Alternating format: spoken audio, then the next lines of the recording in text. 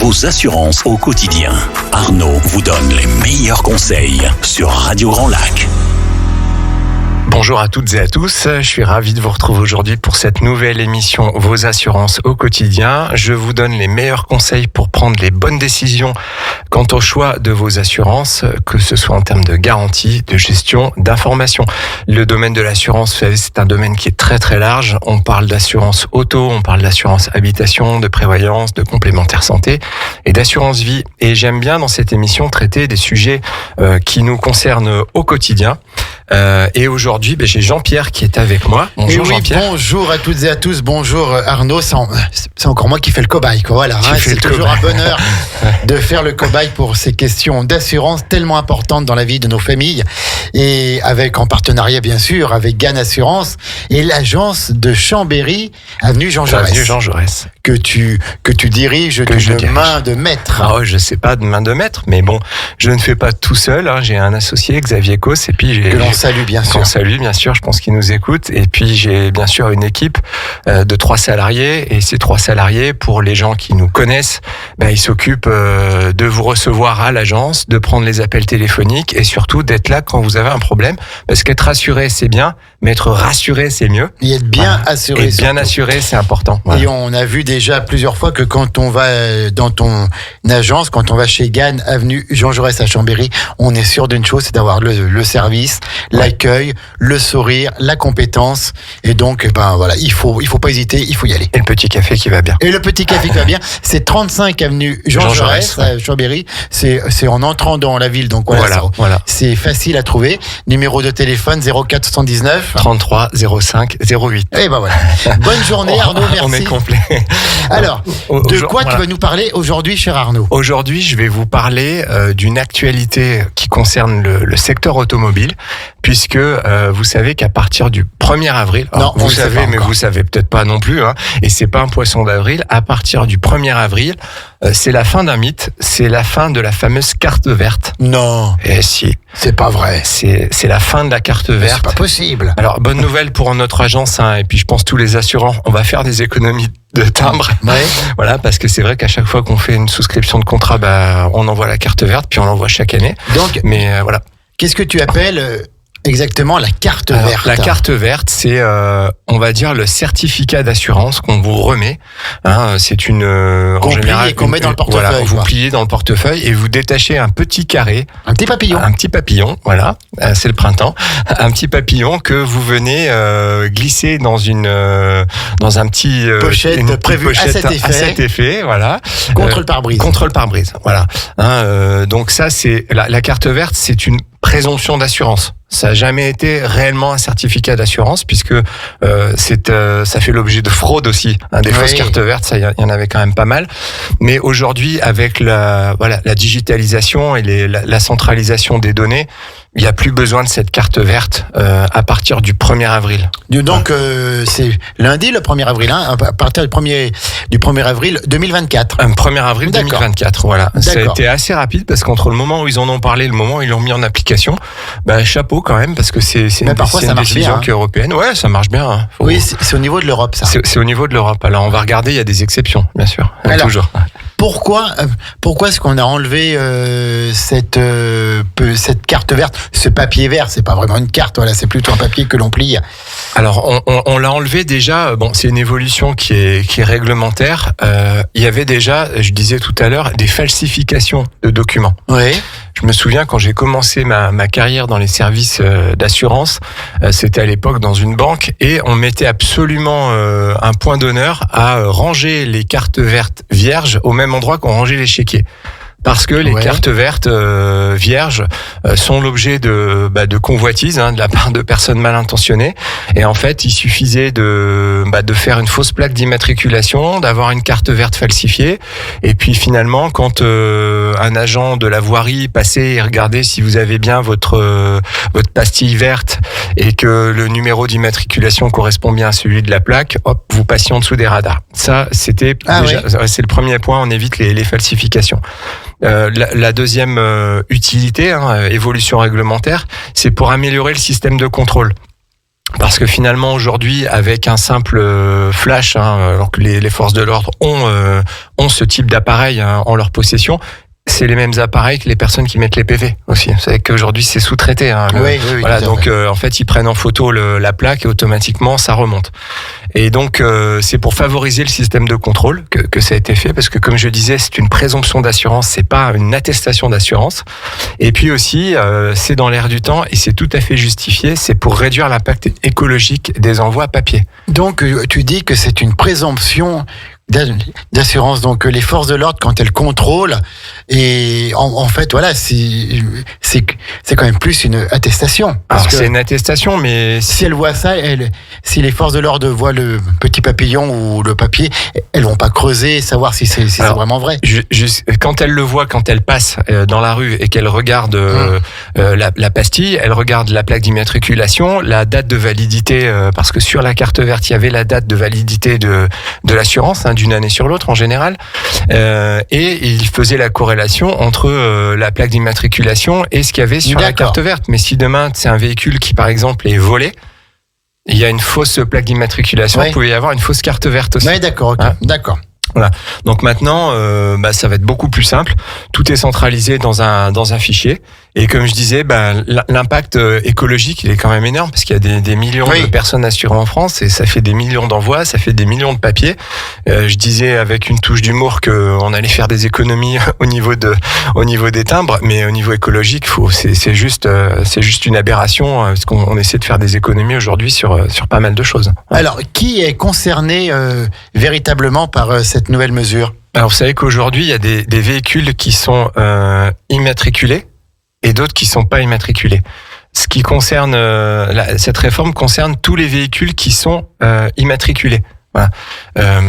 Donc je dis bien une immatriculation et une assurance. Après, tu as des véhicules qui n'ont pas d'immatriculation, mais qui ont une obligation d'assurance. Ok. D'accord, oui, tout à fait. D'accord. Donc on va trouver pour les véhicules sans plaque devant être assurés, mais il y aura une carte verte en fait qui sera une carte blanche. Elle sera toujours envoyée et elle devra toujours être apposée. D'accord. Pour les véhicules sans plaque mais devant être assurés, un petit exemple. Un petit exemple, ça peut être un tracteur, par exemple. Un tracteur. Un tracteur n'a pas de plaque d'immatriculation. Un scooter a une plaque d'immatriculation. Ouais. Après, ça peut être, par exemple, les trottinettes électriques. Une trottinette électrique n'a pas de plaque d'immatriculation. Pourtant, elle est considérée comme un véhicule, ce qu'on appelle un VTM, un véhicule terrestre à moteur. Voilà. Il faut savoir aussi, alors là, je vais peut-être t'apprendre une chose. J'adore l'idée. Tous les gens qui ont des jardins avec des tondeuses autoportées, vous savez qu'il y a une obligation d'assurance. D'accord. C'est un véhicule qui ne va pas sur des voies de circulation publiques, donc qui a priori, on se dit, échapperait à l'obligation d'assurance. Mais c'est un VTM. C'est considéré comme un VTM. Donc à tous nos auditeurs, si vous avez faut avoir un jardin. Oui, tout à fait. Si vous avez un jardin, que c'est un grand jardin, et troisième étape, vous avez un véhicule, une tondeuse autoportée, faut savoir qu'il y a une obligation d'assurance. En cas de problème, en cas de dommages matériels ou corporels, ça peut vous coûter cher. Voilà.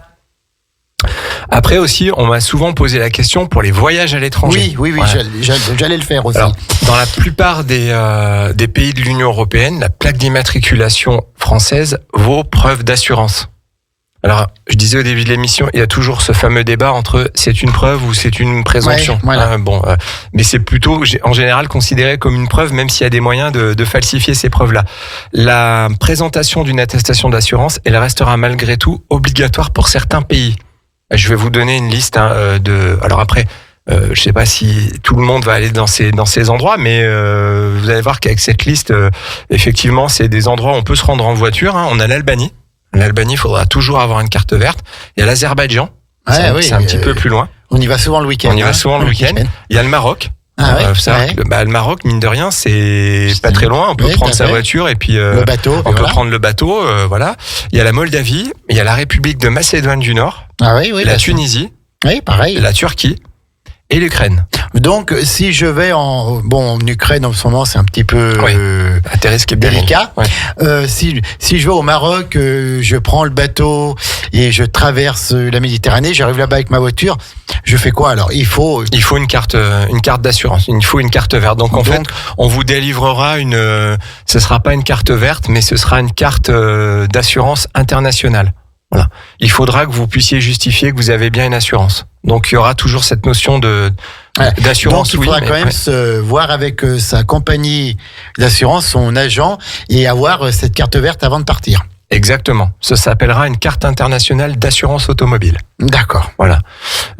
Chose intéressante, je sais pas si tu as déjà fait, Jean-Pierre, quand tu retournes la fameuse carte verte, il y a toute une liste de pays dans lesquels l'assurance est valable. Parce qu'il y a des conventions internationales. Je dis à nos auditeurs, soyez toujours vigilants sur la validité de votre assurance, même s'il n'y a pas de carte verte, la validité de votre assurance dans le pays où vous vous rendez. Sans rentrer dans les détails, mais par exemple, dans certains pays, les transports de votre voiture en ferry seront pas couverts. D'accord. Donc attention, soyez vigilants. Vous vous rendez dans un pays, au même titre que vous regardez est-ce qu'il me faut des vaccins, quelle devise, comment je vais m'organiser, pensez toujours à la voiture. Ne partez pas sans aller voir votre agent d'assurance. Sans aller ouvrir la porte de Gannes, 35 avenue Jean Jaurès à Chambéry. C'est ça. Et du coup, on se dit comment on va faire pour contrôler tout ça, puisqu'il y aura plus de carte verte. Comment la police va faire pour savoir si mon véhicule est assuré, police ou gendarmerie d'ailleurs. Donc les forces de l'ordre vont regarder votre plaque d'immatriculation et elles vont se connecter à un fichier. Donc ce fameux fichier, c'est le fichier FVA, c'est le fichier des véhicules assurés. Et auprès de ce fichier, ils vont pouvoir vérifier si votre véhicule est assuré ou pas. Vous-même, en tant que particulier, vous pouvez vérifier si votre véhicule est enregistré dans ce fichier. Je vais vous donner, alors ça vous avancera pas à grand-chose, mais si vous avez quelques minutes à perdre, allez-y. Le site, c'est www.consultation-du6fva.fr et là, vous pourrez voir à quoi ça ressemble finalement cette interface. Alors, par quoi la vignette va être remplacée aujourd'hui ? Au 1er avril 2024, c'est une réforme donc majeure. Qui va intervenir, et ce n'est pas un poisson d'avril, je précise bien. Cette transition en fait va se faire en douceur. Là actuellement, nous, les contrats qu'on souscrit ou les avenants qu'on fait, on envoie toujours une carte verte, d'accord. Elle sera valable pour l'année en cours, donc à la limite ne l'enlevez pas, mais laissez-la. Et attendez l'année suivante quand vous recevrez votre avis d'échéance, votre confirmation d'assurance chez l'assureur dans lequel vous êtes client ou cliente. Là, vous aurez toujours des certificats. Tout à fait. Vous pourrez toujours fournir ces justificatifs là. Moi, ce que je vous recommande aussi. Attention, c'est la recommandation d'Arnaud. C'est le tips du jour, c'est la recommandation. Le conseil d'Arnaud. Le conseil du jour. Le conseil du jour avec Arnaud Trouche. Avec Arnaud Trouche, Gannes, Chambéry. Avenue Jean Jaurès. Avenue Jean Jaurès. Voilà. Chose importante, sur le petit papillon dont tu parlais. Oui. Il y avait le numéro de l'assistance. Oui, il était soit sur la carte verte au dos, soit sur le petit sticker qui était collé dans lequel tu venais entre guillemets fourrer le papillon. C'était élégamment dit. C'était élégamment dit. C'est bravo. Si ça vous l'enlevez, vous avez plus le numéro d'assistance sous la main. Bah oui, alors je fais comment ? Ce qu'il faut, c'est on va mettre à disposition, en tout cas nous chez Gannes Assurance, on a choisi de remettre à nos clients des stickers tout simplement qu'on va coller sur le pare-brise pour avoir le numéro. Nous, dès lors qu'on souscrit un contrat, systématiquement, on remet à utiliser avec modération, on remet un constat amiable à nos clients. Voilà, on leur met un disque bleu aussi pour pouvoir se garer. Ça, c'est le petit plus Gannes Chambéry. Et bien sûr, on met ce sticker où on met un tampon en fait avec le numéro de l'assistance. D'accord. Parce que je sais pas quand est-ce que tu as eu un accident la dernière fois. Si tu en as déjà eu, c'est un petit peu flippant. Ouais, bien sûr, on panique un peu. On panique, on va regarder dans la boîte à gants, on trouve rien, etc. Alors même nous, on va un petit peu plus loin quand on finalise les dossiers de souscription avec nos clients. On a le numéro qui est disponible sur le bureau et on recommande à nos clients de rentrer dans leur téléphone le numéro de l'assistance.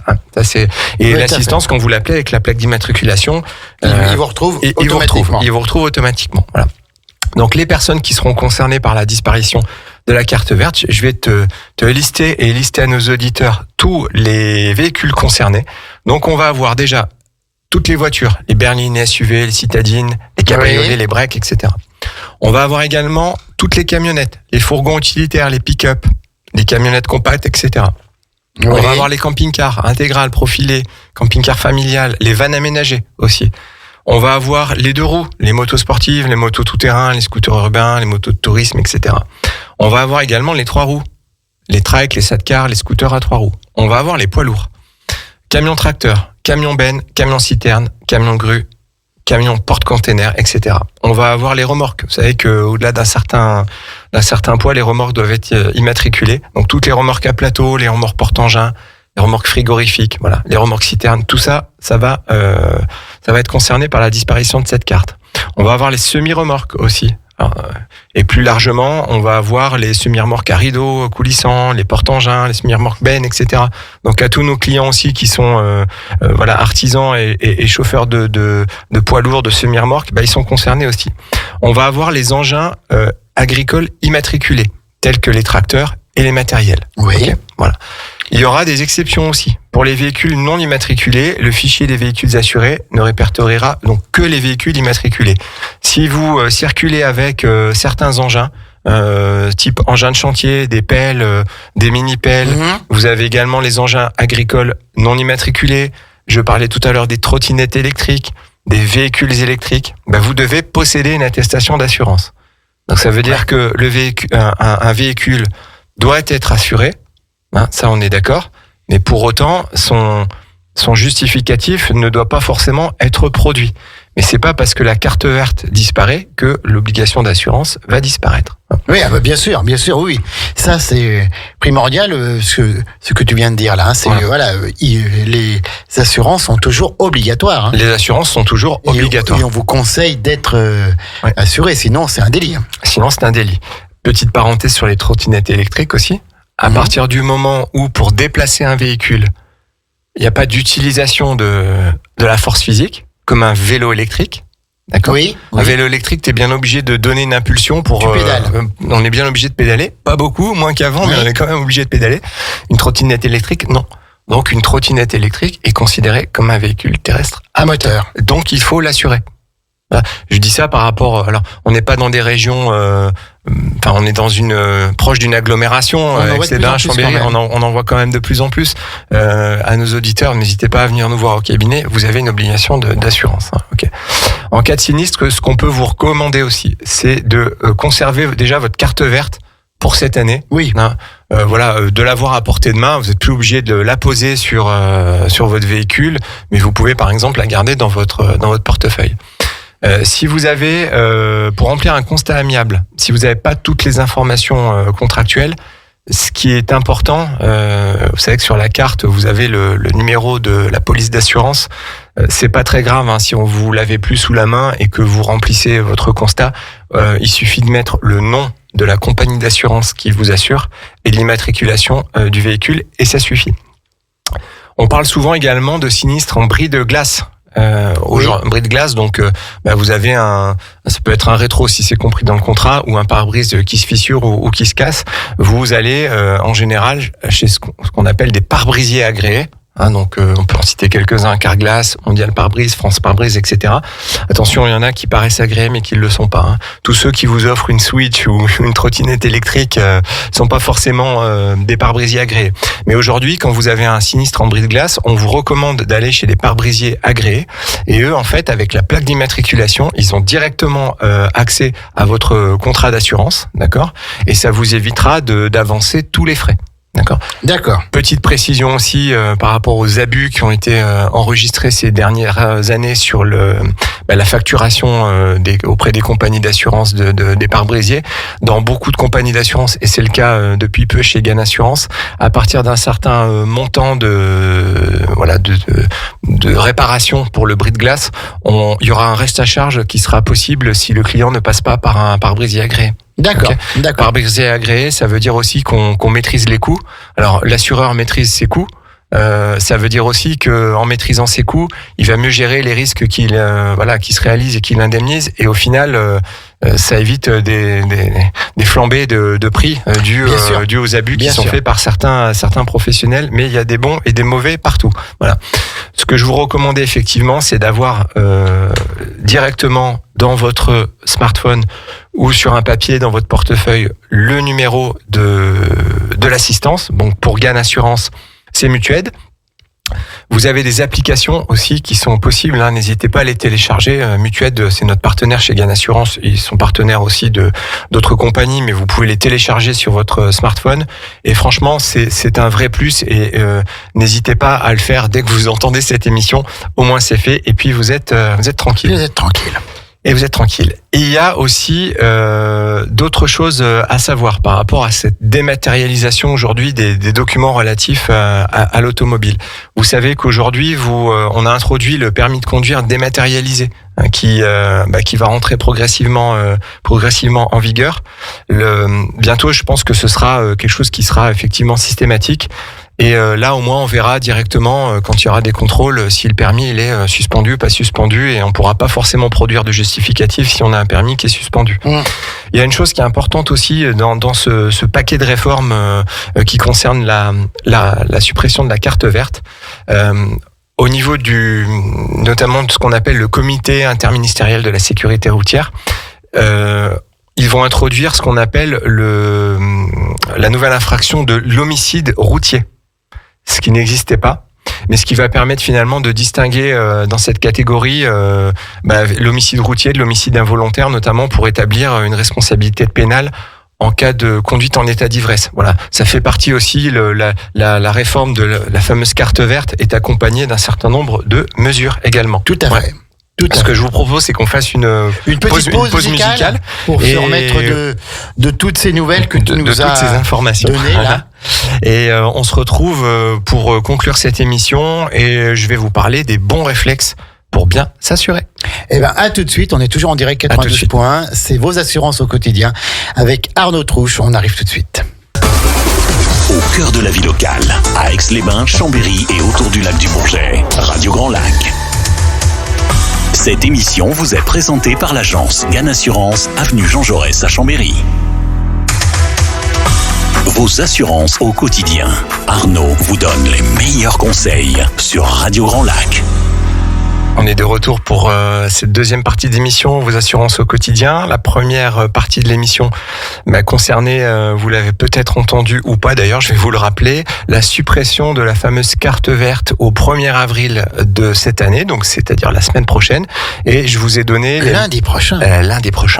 Et je vous ai donné les meilleurs conseils pour anticiper cet événement. Vous pourrez les retrouver dans le podcast qui sera disponible de cette émission entre une semaine et 10 jours. Oh, même pas. C'est rapide maintenant, ça évolue. C'est rapide, merci Jean-Pierre. Et du coup, vous pourrez retrouver tous ces conseils-là et bien sûr, je suis à votre disposition à l'agence pour vous renseigner. Je voulais vous parler un petit peu aussi des bons réflexes aujourd'hui pour être bien assuré. J'ai fait une liste de quelques conseils judicieux. Nos clients aujourd'hui, nos prospects, nos auditeurs de Radio Grand Lac sont friands de conseils quant à la souscription de leur assurance et à leur gestion de leur contrat. Je fais souvent la distinction, je me répète, je radote, entre les assurances qui sont indispensables et les assurances qui sont obligatoires. Oui, on parle d'assurance obligatoire, hein, on parlait de l'assurance auto, on parlait de l'assurance habitation quand vous êtes en copropriété. Pour rappel, si vous êtes propriétaire d'une maison individuelle, vous n'êtes pas obligé d'assurer votre logement. Alors, pour autant, est-ce que vous allez le faire ? Je pense que non.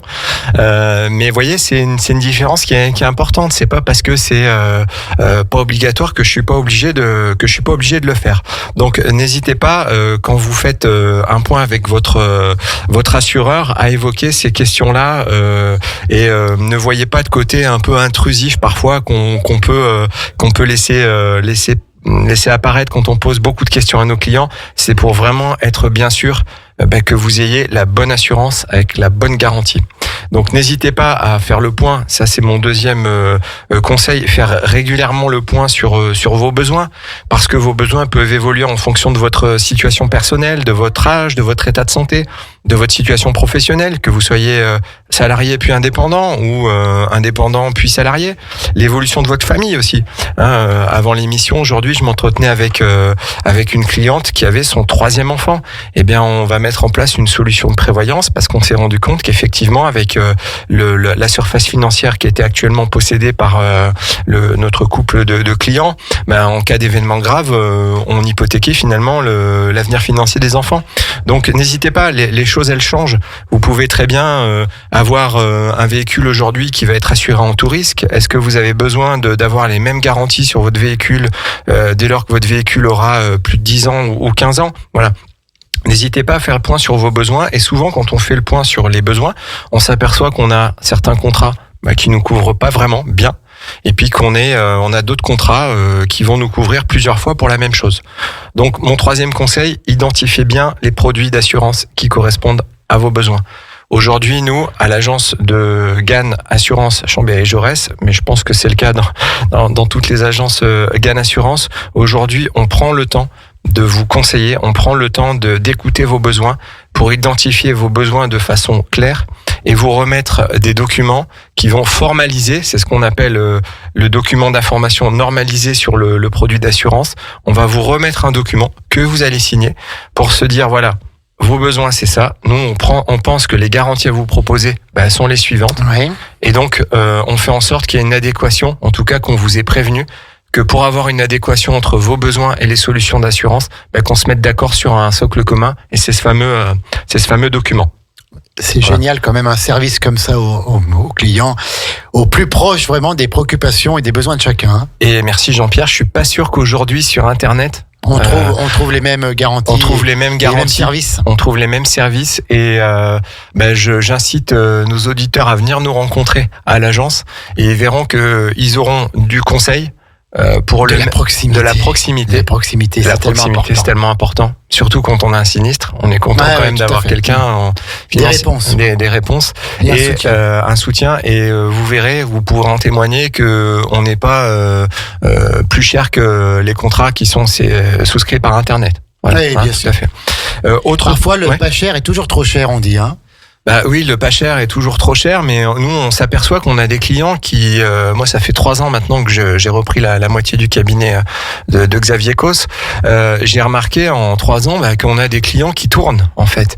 Des clients qui tournent et ils nous demandent régulièrement des remises. Quand on peut le faire, on le fait, bien sûr. Mais c'est surtout qu'à chaque fois qu'on les voit, on déshabille le contrat au niveau des garanties. Donc oui, si vous voulez être bien couvert, il faut payer. Ça paraît assez logique, mais on a effectivement des clients aujourd'hui, je peux comprendre, parce que pour des questions de pouvoir d'achat, on a envie de payer moins cher, mais finalement, est-ce que vous n'avez pas intérêt à payer 6-7 euros de plus par mois à être en tout risque que être juste au tiers pour payer un petit peu moins et finalement vous retrouver à devoir racheter un véhicule parce que le vôtre est plus assez coté?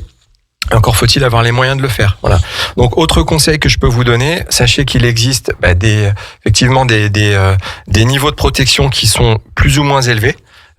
Donc c'est pour ça qu'il faut, en fonction des événements, revoir régulièrement vos contrats. Autre conseil que je peux vous donner aussi, c'est identifier les exclusions de vos contrats. Une exclusion, ça peut être relativement important en cas de sinistre, parce que vous pensez à un moment donné être bien couvert et finalement vous n'êtes pas couvert pour une garantie que vous pensiez avoir. Je vous donne un exemple de ce que vous pouvez trouver dans notre contrat habitation GAN Habitation. Vous avez ce qu'on appelle le risque autre risque. Voilà, ça c'est une rubrique qui paraît assez large, mais quand on fouille en fait dedans, on s'aperçoit que si vous avez une maison et que vous avez par exemple un arbre et que votre arbre tombe sur le toit du voisin. Là, bien sûr, c'est votre responsabilité qui est mise en compte. Oui. Donc, le voisin sera indemnisé par la compagnie d'assurance. Voilà. Donc là-dessus, c'est assez facile à comprendre. J'ai mon arbre qui tombe sur le bien d'autrui. Là, il y a l'assurance qui marche, il n'y a pas de problème. Et nous, dans cette catégorie de cette option du contrat, on va avoir le cas où si cet arbre qui a dans votre jardin tombe sur votre propre maison, eh bien, vous serez assuré. Alors, ça paraît tout bête, mais je pense que nos auditeurs qui sont propriétaires de maisons individuelles et qui se souviennent notamment au mois de juin dernier de cette tempête qui a duré même pas un quart d'heure et qui a tout renversé. Oui, il y a eu des arbres qui sont tombés sur des voitures. Il y a des arbres qui sont tombés sur des maisons. Et il y a des gens qui ont eu leur maison abîmée à cause tout simplement d'arbres qui n'étaient pas forcément bien entretenus ou, enfin, c'est pas là la question, mais des arbres centenaires et qui sont tombés sur leur propre maison. Ils n'ont pas été indemnisés. Donc, n'hésitez pas à regarder dans le contrat d'assurance, mais qu'est-ce qui est garanti et qu'est-ce qui est pas garanti. Parce que lorsque le sinistre arrive, on peut avoir des surprises. Autre conseil que je donne aussi, notamment sur tout ce qui est souscription de contrat pour les assurances de personnes, c'est répondez avec exactitude et sincérité aux questions qui sont posées par l'assureur. Pourquoi ? Parce que les documents que vous signez, ils vous engagent. Et si effectivement vous avez omis volontairement une information, ça peut être notamment sur l'état de santé, en cas d'indemnisation, votre assureur, d'une manière ou d'une autre, par rapport au service de santé de la compagnie, d'une manière ou d'une autre, on arrivera à savoir que vous avez peut-être omis quelque chose sur votre état de santé. Oui. Et ça peut entraîner la nullité du contrat. J'avais fait une émission il y a quelque temps sur l'assurance emprunteur. Okay. L'assurance emprunteur, si vous faites une fausse déclaration, ça peut entraîner la nullité du contrat.